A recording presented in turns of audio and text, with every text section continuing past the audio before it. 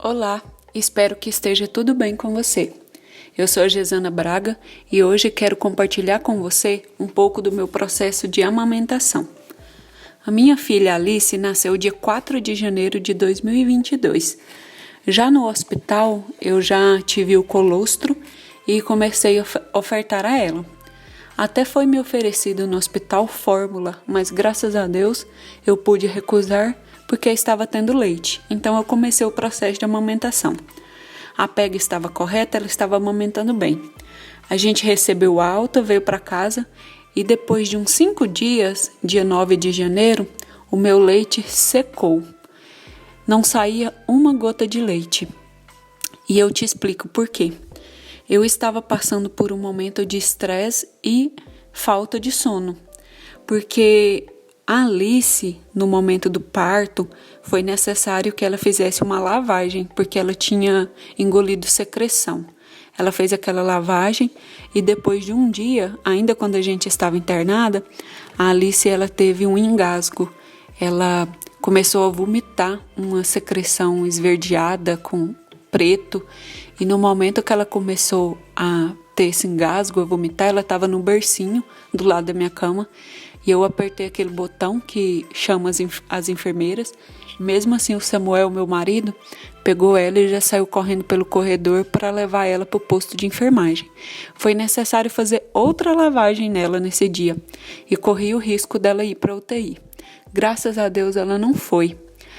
E esse episódio que aconteceu fez com que eu ficasse muito estressada. Eu pensei assim: como o engasgo não fez barulho, eu só consegui ver o engasgo porque eu estava acordada. Se eu tivesse dormindo, talvez o pior tivesse acontecido. E aquilo ficou na minha mente. Então, quando a gente veio para casa, a gente ficava vigiando a Alice o tempo todo, mesmo que ela estivesse dormindo. Então, eu ficava acordado olhando ela. Depois que meu turno terminava, o Samuel vinha e ficava olhando ela enquanto eu dormia. E assim a gente ficava revezando. E isso estava causando um grande cansaço na gente, essa privação de sono e preocupação. Então, no dia 9 de janeiro, 5 dias após o nascimento dela, meu leite praticamente secou. Era o início de noite e eu estava muito preocupada. Eu vim para o quarto e comecei a fazer uma oração a Deus, pedindo a Deus que me ajudasse, que viesse a intervir de alguma forma. No momento daquela oração minha, eu me lembrei de Agar. Em Gênesis capítulo 21, a Bíblia fala dessa história de Agar, que Agar ela foi despedida por Abraão com o menino dela, com o filho deles, e ela estava no deserto de Berseba, e ela estava com um odre de água, e de repente a água desse odre acabou. E ela lançou o menino debaixo de uma das árvores e assentou-se em frente, afastando-se a uma certa distância do menino, porque ela não queria ver o menino morrer. E ela se assentou e levantou a sua voz e chorou. E ouviu Deus a voz do menino e bradou o anjo de Deus a Agar desde os céus e disse: "Que tens, Agar?" É interessante essa passagem bíblica, porque a gente pensa que Deus iria ouvir a voz da mãe que estava chorando aflita, mas na verdade o texto diz que Deus ouviu a voz do menino. E o anjo disse assim para ela: "Não temas, porque Deus ouviu a voz do menino desde o lugar onde está. Ergue-te, levanta o menino e pega-lhe pela mão, porque dele farei uma grande nação." E abriu-lhe Deus os olhos e viu um poço de água, e foi encher o odre de água e deu de beber ao menino.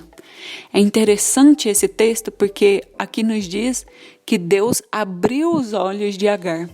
Então, isso nos leva a entender que o poço já existia ali naquele lugar, só porque a preocupação e a aflição de Agar era tão grande que ela não conseguia ver o poço. Então Deus abriu os olhos dela. E eu comecei a orar naquele dia, naquela noite, pedindo a Deus que me abrisse os olhos, assim como ele fez com Agar, e o filho de Agar não morreu ali de fome naquela ocasião, Então eu comecei a orar, e naquele momento eu me lembrei das várias mães amigas que eu tenho, e que alguma delas poderia então ter ali um leite materno armazenado. E eu perguntei: a uma mãe, né? A primeira que eu perguntei, ela já tinha o leite, um leite que ela tinha ordenhado para o seu filho, e ela se prontificou, né, rapidamente a me fazer aquela doação do leite. O Samuel buscou o leite na casa dela e naquela noite a Alice tomou aquele leite. Então, Deus supriu aquela necessidade dela. Mas na manhã seguinte, o meu problema ainda persistia, porque meu leite não estava muito. Na verdade, estava bem pouco o meu leite. E passados uns 2 dias, eu comecei a procurar outras mães que talvez tivessem leite para que eu pudesse estocar um pouquinho de leite. Eu ainda não estava muito confiante na minha produção de leite. O Samuel até procurou o banco de leite aqui da nossa cidade de Anápolis, mas eles queriam nos auxiliar, né, na amamentação, mas o problema nosso não era o amamentar em si, né? A Alice sabia amamentar, sabia fazer a peca correta, mas realmente não estava saindo leite devido ao meu estresse. E o banco de leite, eles não fazem a doação assim para pessoa física, né? Eles doam para instituições, para hospitais, para UTIs e tal. Então, o que aconteceu é que uma vez que o banco de leite não pôde suprir essa necessidade, eu fui atrás dessas mães e inclusive uma mãe que eu nem conheço, né? Ela também conseguiu doar um pouco de leite para mim e eu consegui colocar aqui no meu congelador o leite para abastecer, né, para suprir as necessidades da Alice, caso necessário. Então, o meu problema ele ainda existia, porque meu leite não estava produzindo bem. Eu comecei a comer várias comidas que as pessoas dizem que aumenta o leite e também comecei a tomar um chá de várias plantas, né? Várias plantas, para que o leite aumentasse. Interessante que nesses momentos, sempre que eu amamentava a Alice, eu ficava orando, né, em pensamento, e eu dizia uma frase assim: mamar é um ato de fé. Para mim, mamar sempre foi um ato de fé, porque esse episódio da falta de leite, né, em que Deus supriu as nossas necessidades através dessas mães que doaram leite, me mostrou que eu posso confiar e descansar em Deus e fez com que eu exercitasse a minha fé. Depois disso, eu continuei tomando chá e meu leite aumentou. Graças a Deus, aumentou muito. E aí eu comecei a passar pelo processo de hiperlactação, que eu tenho até hoje, né? Que é a grande produção de leite. E algumas vezes a Alice engasga. Então, até hoje, eu continuo amamentando e mencionando essa frase no pensamento. Amamentar é um ato de fé. Mamar é um ato de fé. Eu sempre digo isso. Agora, com 2 meses e meio, a Alice segue mamando só em mim, amamentação exclusiva e de livre demanda. Eu não tive outros problemas de amamentação, né? Não teve seio rachado, dificuldade na pega. Eu sei que muitas mulheres passam por esses graves problemas. Se esse for seu caso, existem as consultoras de amamentação, né, que são capacitadas para orientar. No próprio banco de leite humano também tem enfermeiras, médicos, pessoas habilitadas para fornecer todo o suporte para as mães no processo de amamentação. É claro que se essas opções não derem certo de ofertar o leite materno, a gente tem a opção da fórmula, né? Então, nos últimos casos, a fórmula é utilizada então para suprir todas as necessidades fisiológicas, nutritivas que o bebê precisa. No próximo vídeo, eu quero falar com vocês sobre a doação de leite que eu tenho feito. Já que eu estou com tanto leite disponível agora, eu tenho feito essa doação semanalmente.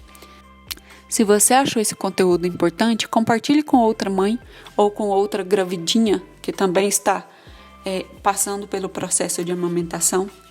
Eu quero encerrar essa nossa conversa lendo para você um trecho do livro Gloriosa Vocação, sobre a amamentação. Diz assim: o leite que um bebê recebe no seio não só o nutre fisicamente, mas também é uma nutrição emocional. A mãe está próxima, não do outro lado da rua. Quando acalenta seu pequenino, a mãe o está alimentando, nutrindo e fazendo prosperar sua alma. E não somente os filhos são abençoados, mas também ela. A Escritura diz que mais bem-aventurada coisa é dar do que receber. E isso certamente é verdade quanto ao dom da maternidade.